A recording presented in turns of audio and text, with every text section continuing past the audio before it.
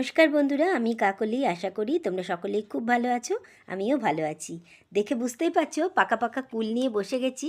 দেখো আরও কত রকম কুল রয়েছে, সবই আচার বানাবো নানান রকমভাবে। তো আজকে আমি এই পাকা কুলগুলো নিয়েছি, বানাবো পারফেক্টভাবে কি করে সংরক্ষণ করে রেখে দেওয়ার মতন কুলের আচার বানানো যায়। তো এর জন্য পুরো ভিডিওটা কিন্তু তোমাদেরকে দেখতে হবে। আমি অনেক ছোট ছোট টিপস তোমাদের সঙ্গে এখানে শেয়ার করব, আর প্রত্যেকটা স্টেপ কিন্তু তোমরা খুব ভালো করে লক্ষ্য করবে, তাহলেই কিন্তু খুব সুন্দরভাবে কুলের আচারটা তোমরা বানাতে পারবে। একদম প্রথমেই দেখো কুলগুলোকে খুব ভালো করে জল দিয়ে আমি ধুয়ে নিচ্ছি। তো প্রথমেই যেহেতু বাইরে থেকে আমি তুলে এনেছি গাছ থেকে কুলগুলো, তো সে কারণেই খুব ভালো করে জল দিয়ে ধুতেই হবে। বাজার থেকে আনলেও ধুয়ে নেবে। তো ভালো করে জল দিয়ে ধুয়ে দুবার করে আমি ধুয়েছি। ধুয়ে একটা এরকম নেট ঝুড়ির মধ্যে নিয়ে নিয়েছি। এবার এই যে কুলগুলো এর মধ্যে নিলাম, এর মধ্যে তো জল লেগে রয়েছে, তো এটাকে আমাকে ভালো করে রোদে শুকাতে হবে। তাই জন্য আমি দুটো ঝুড়িতে কুলগুলোকে ভাগ করে রোদের মধ্যে শুকাতে দিলাম। তো তোমরা কিন্তু আমার যদি এই ভিডিওটা ভালো লাগে অবশ্যই চ্যানেলটা সাবস্ক্রাইব করে তার পাশের বেল আইকনটা প্রেস করে দিও। তো দেখো আমি এবার বসে বসে জলটা যখন শুকিয়ে গেছে, তখন আমি এই কুলগুলোকে নিয়ে যে ডান্ডিগুলো আছে বা বোঁটাটা আছে সেটা ফেলে দিয়ে আর কুলগুলোকে একটু করে ফাটিয়ে দিচ্ছি। তো কুলগুলো ফাটিয়ে দেওয়ার উদ্দেশ্য এর ভেতরে নুন, মশলা, হলুদ সব কিছু খুব ভালোভাবে ঢুকে যাবে, আর বেশ কুলের আচারটাও মাখো মাখো হবে। এই দেখো সমস্ত কুলগুলোকে আমি ভালো করে ফাটিয়ে নিয়েছি। তো এতে কিন্তু জল নেই, আমি পুরো ভালো করে শুকনো করে তারপরে এটাকে ফাটিয়ে নিয়েছি। এবার এর মধ্যে আমি কি ব্যবহার করছি দেখো, আর কি প্রসেসটা করছি সেটা দেখো। তো এই কুলগুলো বাছতে বাছতে এই দেখো বোঁটাগুলো আমি সমস্ত ছাড়িয়ে নিয়েছি। আর এই দেখো কিছু খারাপ কুলও বেরিয়েছে, যেগুলো আমি বাদ দিয়ে দিয়েছি। তো যখন এই কুলগুলোকে এইভাবে প্রিপারেশন করবে, তখন এরকম খারাপ কুলগুলোকে অবশ্যই বাদ দিয়ে দেবে। এবার দেখো আমি এই কুলগুলো একটা বড় গামলার মধ্যে নিয়ে নিয়েছি, তার কারণ এর মধ্যে আমি নুন হলুদ মাখাবো। তো দেখো নুন নিয়ে নিয়েছি।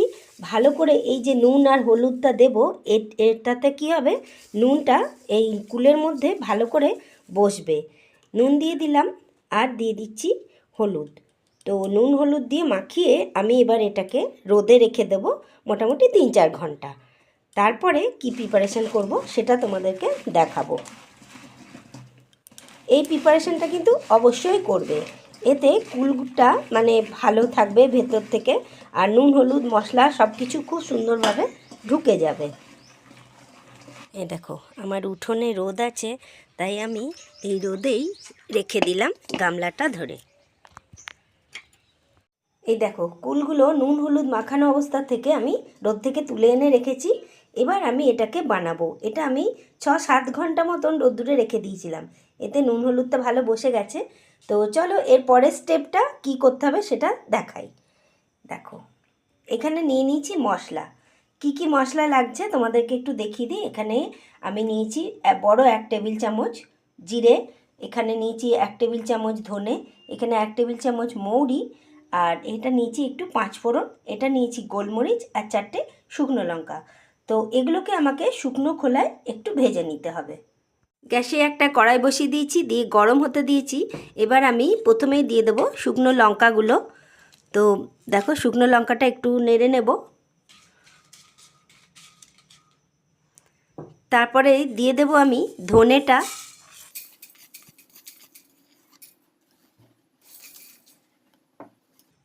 তারপরে দিয়ে দিচ্ছি জিরেটা।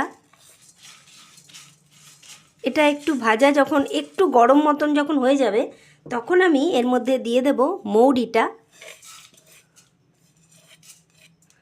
আর একদম লাস্টে এটা দিয়ে দিলাম 5 ফোড়নটা, আর দিয়ে দিচ্ছি এই গোলমরিচটা। দিয়ে এবার একটু এটা নাড়তে হবে। এটা কিন্তু খুব বেশি মানে কড়া করে ভাজা যাবে না, মোটামুটি একটু গরম মতন হয়ে একটু হালকা যখন গন্ধ বেরোবে, তখনই কিন্তু গ্যাসটা বন্ধ করে এটা নামিয়ে নিতে হবে, আর এটাকে খুব ভালো করে গুঁড়ো করে নিতে হবে। তো আমি এটাকে আজকে শিলনোড়াতেই গুঁড়ো করব। শিলনোড়ায় গুঁড়ো করলে মশলার সেন্টটা অনেক বেশি ভালো হয়, বজায়ও থাকে। সেই কারণে মশলাটা আমি ঢেলে রেখেছি। এবার কড়াইটা আবার বসিয়ে দিয়েছি। এবার কড়াইয়ের মধ্যে আমি দিয়ে দিচ্ছি এখানে 2 টেবিল স্পুন মতন সর্ষের তেল। তেলটা ভালোই গরম হয়ে গেছে, ধোঁয়া উঠছে। আমি এর মধ্যে দিয়ে দিলাম একটা শুকনো লঙ্কা ফোড়ন হিসেবে, আর দিয়ে দিচ্ছি খুব সামান্য 5 ফোড়ন। যখনই এটা থেকে খুব সুন্দর একটা স্মেল উঠছে তখনই আমি এর মধ্যে দিয়ে দেব কুলগুলো।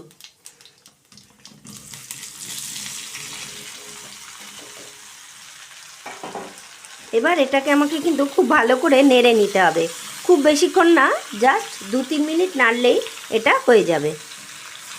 নুন হলুদ মাখানো এই কুলগুলো সাঁতলে নেবার পর এবার এটাকে আমি ঢেলে রেখে দিচ্ছি।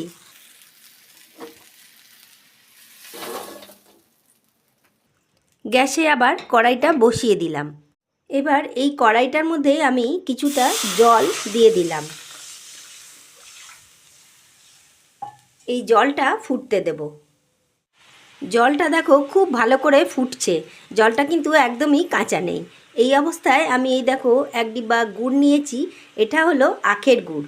তো এই আখের গুড়টা এবার আমি এর মধ্যে দেব। কুলটা যেরকম মিষ্টি হবে সেই অনুযায়ী কিন্তু তোমাদের গুড়টা ব্যবহার করতে হবে। তো আমার কুলটা এখানে ভালোই মিষ্টি, তবুও তোমাদের পরিমাণটা বলে দিই, যদি 1 কিলো কুল হয় তাহলে 500 গ্রাম গুড় দিলেই হয়ে যাবে। আমার এখানে কুলটা 1 কিলোর একটু বেশি আছে, সেই কারণেই আমি 500-র একটু বেশি গুড় দিয়েছি। তো গুড়টাকে এই জলটার সঙ্গে খুব ভালো করে ফুটিয়ে একদম গলিয়ে নিতে হবে। গুড় জলটা দেখো এখানে খুব ভালোভাবে ফুটে গেছে। এবার আমি যে কুলগুলো সাঁতলে রেখেছিলাম সেই কুলগুলো দিয়ে দেব।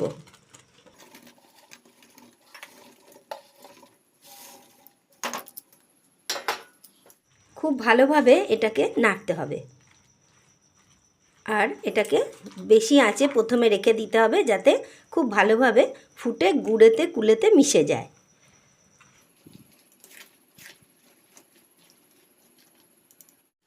শুকনো খোলায় ভেজে যে মশলাটা আমি তৈরি করে নিয়েছিলাম সেটাকে এবার আমি শিলনোড়াতে বেটে নেব। মশলাটা চেষ্টা করবে শিলনোড়াতে বেটে নিতে, না পারলে মিক্সিতেও বেটে নিতে পারো। এই যে মশলাটা রেডি হয়ে গেছে, গুঁড়োটা আমি শিলনোড়া থেকে তুলে নিয়েছি। এবার চলো কুলটা দেখাই। দেখো কুলটা ফুটে বেশ খুব সুন্দর একটা কালার এসে গেছে। ঠিক এই পর্যায়ে আমি এখানে বিট নুনটা দিয়ে দিলাম। এই আচারের মধ্যে বিট নুনটা দিলে কিন্তু বিট নুনের স্বাদটা অনেক বেশি ভালো হয়, আর আচারের জন্য কিন্তু একদম পারফেক্ট এই বিট নুন। তো কালো নমক বা বিট নুন যেটাই বলো সেটাই। তো দেখো কালারটা কি সুন্দর এসছে, গুড়ের সঙ্গে ফুটে ফুটে বেশ ভালো একটা কালার এসে গেছে। এবার আমাকে দিয়ে দিতে হবে এর মধ্যে ভাজা মশলাটা। তো কখন ভাজা মশলাটা দিচ্ছি সেটা তোমরা দেখতে থাকো। আর বন্ধুরা, যদি আমার এই ছোট্ট ভিডিওটা খুব ভালো লেগে থাকে, কুলের আচার বানানোর এই পারফেক্ট প্রসেসটা যদি তোমাদের ভালো লেগে থাকে, তাহলে অবশ্যই ভিডিওটা দেখে একটা লাইক করে দিও। আর আমার পাশে থাকার জন্য আর ভালো ভালো ভিডিও পাওয়ার জন্য আমার চ্যানেলটা সাবস্ক্রাইব করে তার পাশে বেল আইকনটা আর অল নোটিফিকেশানটা কিন্তু অবশ্যই অন করে দিও। তাহলে যখনই আমি ভিডিও আপলোড করব সবার প্রথমে তোমাদের কাছে পৌঁছে যাবে। এবার যে ভাজা মশলাটা করেছিলাম সেটা আমি দিয়ে দিচ্ছি একটু একটু করে দেব, আর একটু করে নাড়বো। আর এই কুলের আচারটা একটু ঝোলঝোল না রাখলে এরপরে যখন এটা ঠান্ডা হয়ে যাবে তখন কিন্তু অনেকটাই বসে যাবে। এটাও কিন্তু একটা ছোট টিপস, অনেক বেশি নাড়লে, অনেক বেশি টানিয়ে দিলে আচারটা কিন্তু পরে অনেক বসে গিয়ে শুকনো মতন হয়ে যাবে, আর ঝোলঝোল যে ভাবটা সেটা থাকবে না। আমি এবার আরও একটু মশলা এর মধ্যে ব্যবহার করলাম। দেখো কুলের আচার একদম রেডি। এবার আমি এটা তোমাদেরকে দেখাচ্ছি একটা প্লেটের মধ্যে নিয়ে কেমন হয়েছে। আমি গ্যাসটা বন্ধ করে দিলাম। তাহলে দেখলে তো বন্ধুরা, এইভাবে যদি কুলের আচার বানাও এইরকম পারফেক্টভাবে, তাহলে কিন্তু সারা বছর সংরক্ষণ করে রেখে দিতে পারবে, একটুকুও ছাতাও ধরবে না, কিছুই নষ্ট হবে না। তো এতক্ষণ ধরে আমার সঙ্গে থাকার জন্য, ভিডিওটা দেখার জন্য তোমাদেরকে অসংখ্য ধন্যবাদ।